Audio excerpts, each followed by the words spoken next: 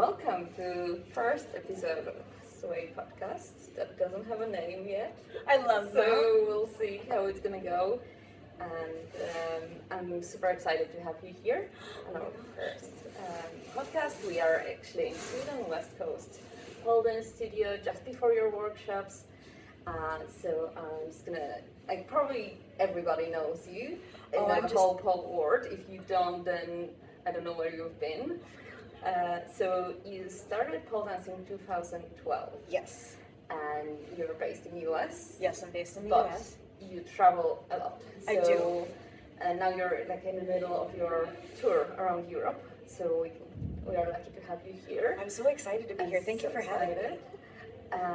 So please tell us like where you're going next, because I know you just been to France and you're going to UK 2 days straight after workshop.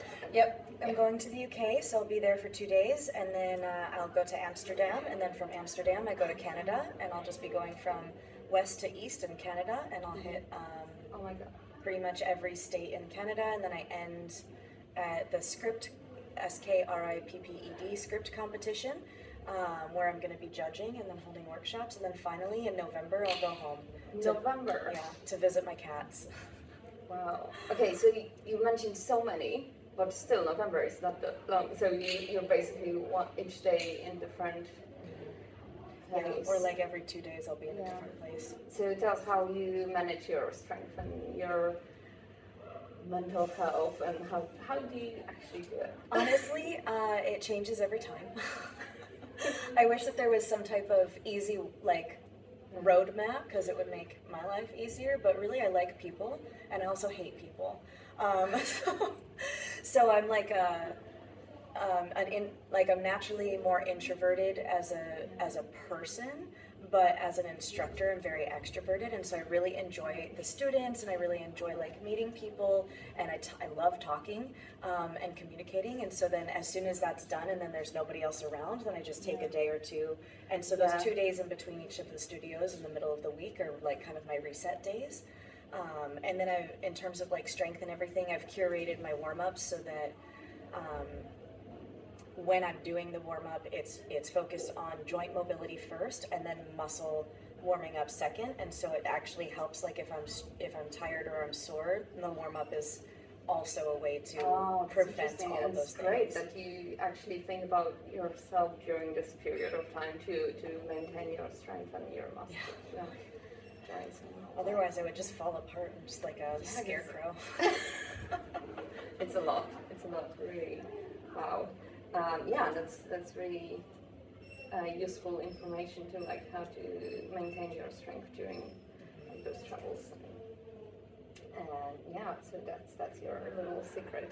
That's the big one. Yeah. My warm-ups are both terrible and great all at the same time. If you're not used to them, they're very difficult, but then if you take the second class or if you come back the next day, you'll notice that oh, actually I just got warm and then I got limber all over again. So even if you're sore, when you're I've definitely woken up from my warm-ups and been oh no, I can't walk. Why? And then I'll do the same warm-up and I'm oh, okay, no, I do know what I'm doing. Okay, that's not a problem. Let's do this. We got it. And all those routines you have to prepare too for, so remember. So I guess you repeat some of them, or you have a set. I try. I have a tendency of I really enjoy performing, and so in class I'll tell people. And this is also because I don't have a dance background, so my experience comes from mostly freestyle and faking it till you make it. If I'm on stage and something happens, then I have to make sure that it looks like I'm still meant to do that. And so what I tell my students and what my personal philosophy is for when I'm teaching choreography is that I'm training other soloists. I'm not training group dancers, because if I'm gonna screw up my own choreography in the middle of class, then you have full permission to do that. The only thing that I care about is that you don't stop. You're gonna hair flip, you touch yourself, that was your solo, you're amazing, wow, wow, wow, and then just find us if you can, if we keep going, wherever. But otherwise, for me, we're all different body types as well, and so I don't expect students who've never trained with me before to be able to execute the way that my body executes, because we don't have the same body, and we don't have the same experience, we don't have the same trauma, like none of it is the same. And so you can train on how to look exactly like someone else, and that's where group choreography is really essential. Is it's nice to be able to match people, but at the same time, like in a workshop environment, like I can't expect that from everybody, and I don't want any of my students to feel bad because they're not looking like me. I want you to look like you. And if I'm gonna screw up my own choreo because my brain just will like just stop in the middle of it, then like that's your permission to do the same. And it's not screwing up, it's just a solo moment. Oh yeah. Yeah. So solo moment. Oh, that's super interesting. And also, so tell us more about like, your knowledge about the physical health and all that. I know you created I don't want to screw up the name, Head to Heel Body and Pole program. Body and movement program. Yeah, in general. So I started pole dancing, fell in love with it, as we all do, because it's amazing. And then I started doing a lot of different complementary medicine, so like acupuncture and massage, and then also what's considered in the US structural integration or rolfing. It's a form of myofascial massage, and so that I've actually gone to school, and so I have an associate's degree in myofascial massage, and I'm internationally certified, so I can help people along the way.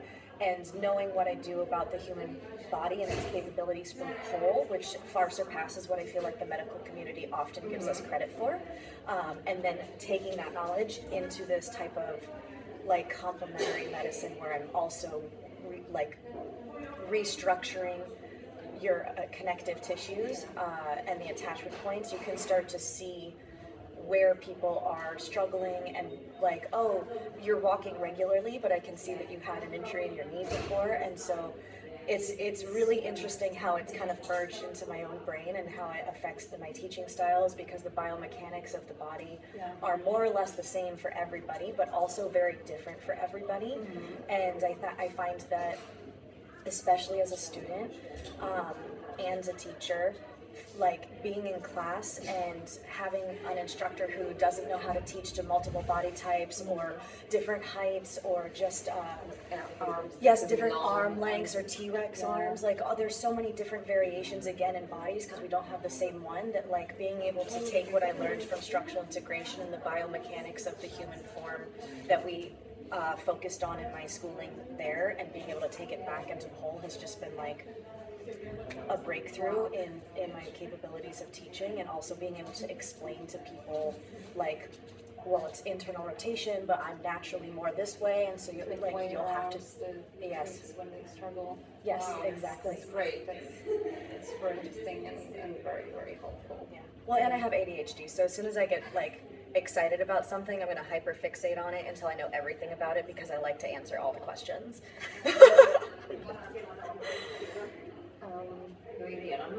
Yeah, so the other thing I found out about you when I was preparing for this interview is that you ventured in the world of film. So I'm going to read the names.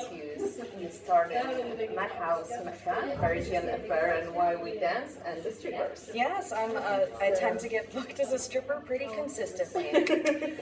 Not too far off, so it's pretty nice. Can't blame. Yeah, no, it's meow. My partner is also a filmmaker, so that's one of the other, we've crossed paths a few times in working together, which is nice. He's also very into lighting, so I've gotten super into that and being able to do all of these things. But living in Los Angeles, when I was there for like over a decade, like you can't not work in the film industry eventually. It's just like one more gig. It's just a different performance. Personally, I have no intention of following filmmaking as like a career option. I don't really enjoy having my whole day sucked away with like, well, now I'm stuck on set forever and I want to be doing other things, and now I have to be quiet, which is really hard for me in general, because we're filming. And so for me, it's not like the most exciting thing that I've experienced, but to see myself on film and be going to like premieres for these low budget films is like the exciting part, because then I get to meet other artists and like get to talk to them about more or less what we're doing right now, like, well, how did you start, and like, what do you like about what you do, and like, where's your passion, and all these things. And you really learn a lot about people and a lot about their craft by just talking to them and listening, which I'm only medium okay at. The listening part. The listening part. Yeah, the listening Talking part. part. Talking part, 100%. Yeah, check. Listening, C+. So how do you feel like this two paths influence each other for you? Well, I think, If they do. like, they definitely do. I think as humans, we forget that body language is our first language, and films were silent originally. So you have to be able to curate your own body language in whatever you're doing to still encompass the character you're playing. And for me, it's not very different than when I was stripping. Like, I'm a totally different person when I'm teaching than when I'm performing for pole dancers, than when I'm performing as a stripper, than when I'm on film. Like, they're all different versions of myself, and it gives me the opportunity to explore those, which I really enjoy. And then on top of that, like, it's just a different type of execution practice, where in film you'll do the same shot over and over and over again. And I've been lucky as, like, whatever stripper I've been playing or whatever dancer in the background or in the forefront that I've been playing, unless I'm speaking lines, I've been very lucky that my directors have been like, oh, you can just freestyle and do whatever you want. But then there have also been times where I have to redo. It's kind of almost like a competition piece, where you have to redo the same combination over and over again because they need to make sure that the shots match. And so it's a nice challenge, like, mentally. Yes.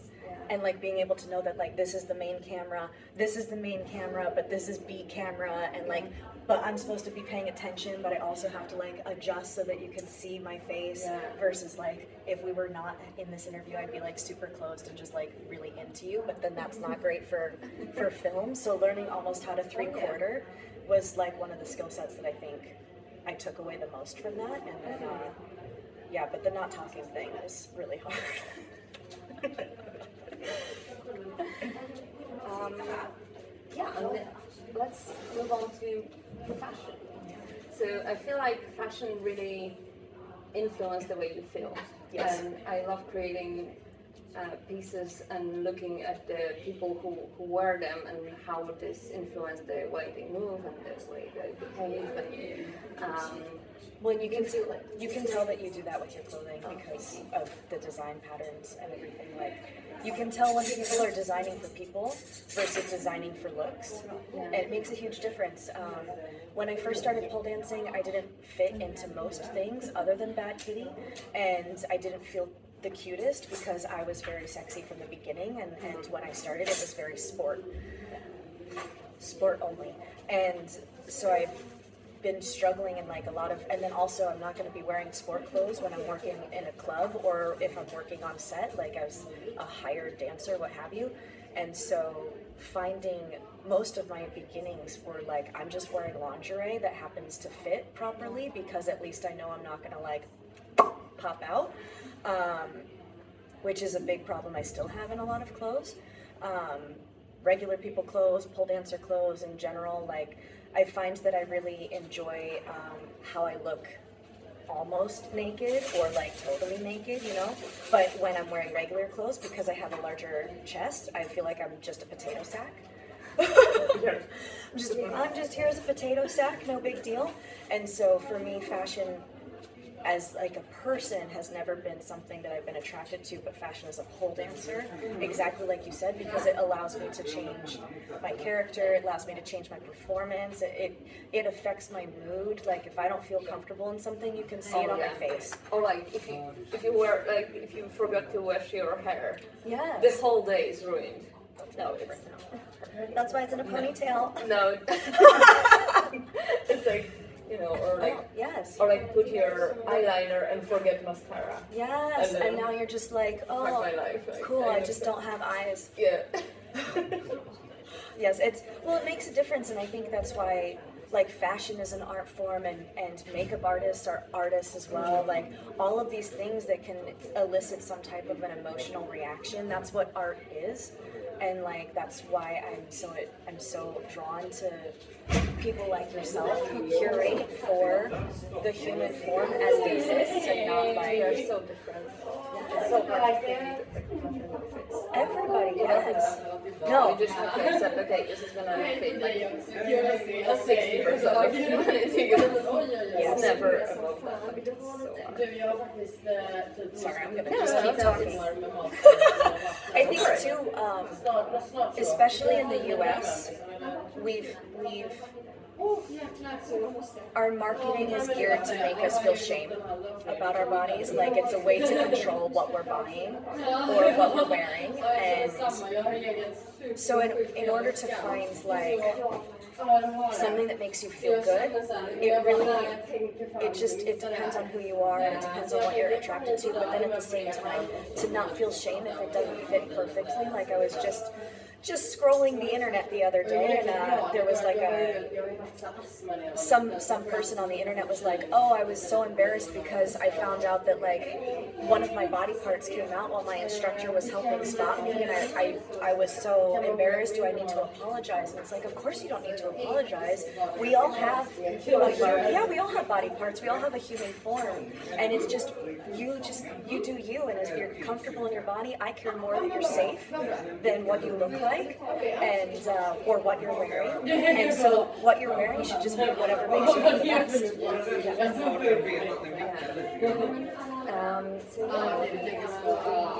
Wrapping up, I have to more question about fashion. So if you were trying, like, if you were to go to like a deserted island, which sway outfit would you take with you? I don't honestly, this one right now, because I'm obsessing. So I'm terrible with names in general. So currently this one, because I'm hyper fixated on it, and the colors are super fun. And then I really like the one piece that you've created, because I don't usually get to wear yes, that we were just talking about with like the belly out, but like it's still like it might come back. Oh, the color was wonderful because, like you said, it's like in the right lighting, you look like, oh, is she naked? Maybe will she get Instagram banned? Who knows? And then, but at the same time, it's comfortable and it wasn't like restrictive, and nothing came out, which was the best part. And like one of the reasons I don't usually wear bodysuits is because these just have a mind of their own. This one is an escape artist, and she'll do whatever she can to get out of there. And so being able to wear a bodysuit and still feel cute and sexy and still feel like, oh, I could also be sporty if I wanted to make this sporty. Like it was just so versatile as a piece in general. I need to bring it back. I would again. definitely bring it back. Just do it in these colors. Like, yeah, that's the best part about fashion is like if you look at, especially like Victoria's Secret or Agent Provocateur, they're literally the same patterns, just different like fabric pattern. At first I was like fixated on, okay, I need to bring something new, and then people were asking me about like those shorts. I think that they were like this is the new version, but yeah, these were you were one of the first companies to do like the garter straps. Yeah, I pay attention. I see. I'm here. Well, because it's a stripper thing. Like we all influence each other and yes. like get say that. Get inspired, yes, by each other. It's fine. It's part of the human experience for sure. But to be able to see something and recognize it for what it could be is something that I think creatives are like. That's why you're needed. Is because you're the ones who are going to inspire the rest of us. Like I don't personally. I feel more like a technician. I enjoy the technical aspect of pole, but I also enjoy the creating aspect of pole. But you definitely inspire pole or your things. But I wouldn't put myself as like really hard in either of those categories. And you have people that are very technical, and that's what they're really good at. And you have people that are just so creative, and you're like, wow, what did you even come up with that concept? And like they're the ones who are just they're changing everything, and I'm just here to like sneak little bits of it and make them my own, and then just perform it and be the next inspiration from that. Yeah, it's like you said, we're all in a community together, so like there's no point in getting you don't protective. Have to invent the new way of climbing the pole. Like it's already there, so like you can do it your own. Or Well, and we're all different people, we're all different bodies, so like even if I tried to, first of all, I could never sew this, so just out of the bat, not my skill set. But if I even tried to make this, it would still come out differently because I have different experiences. So there's never going to be an exact copycat because no one has your mind. Yeah. I think we should get ready for the workshops because It's true. They're starting workshops today. They're gonna start in a minute. We need to finish setting up the booth. Thank you so much for No, thank you. doing the first podcast. Yes, thank you for being interested in talking with me. I love this shit, so. Yeah, it's so interesting and to listen to everybody just said. I'm excited to take your workshop. And the first hour, I think we have the booth and then. So you're coming for floor? Yes. Oh my gosh, that's the best one. I'm so excited. It's one of my favorite workshops to teach is my floor work workshop. It's so fun. I'm excited. Thank you so much. Yeah, I hope to see you whenever next. I'll stalk you on the internet. I'll do the same. Thanks so much. Yes, thank you. Kensley, Queen.